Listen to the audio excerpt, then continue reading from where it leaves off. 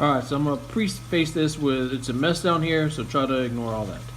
But this is how my CO2 scrubber is set up. So I have one canister full of media and I have another one. This first one here is connected to my skimmer. Normally this is where your silencer is. I took it off, I connected it straight into this. So it pulls air from this media in here, connects into this here, it's daisy chained into this other canister, and out the other side of this canister is this hose. Pulls from the top of my skimmer, and so I had to make it where my skimmer drains into this hose and it drains off to the side into another container.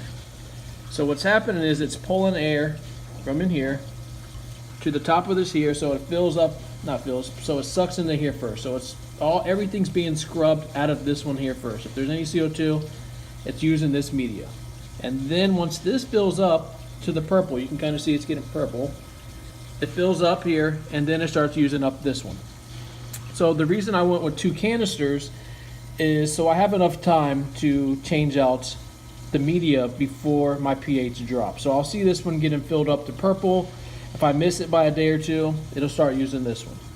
And when I do change it out, I swap them out. So I'll put this one over here and put this one over here. So this one here will start getting used up also.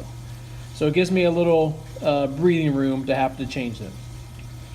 Alright, so also the reason why I have it into the lid here is because what it's doing is it's making all your bubbles in your skimmer with pretty much scrubbed air.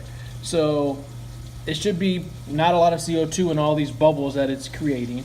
And so it's sucking it into here to make the media last longer. So it's not having to scrub as much CO2 as it would if I just had this hanging out into the open. Also, they say the media will last longer if you have it moist. Well, I'm pretty sure it's kind of like a swamp in here. I'm sure this air is pretty filled with moisture.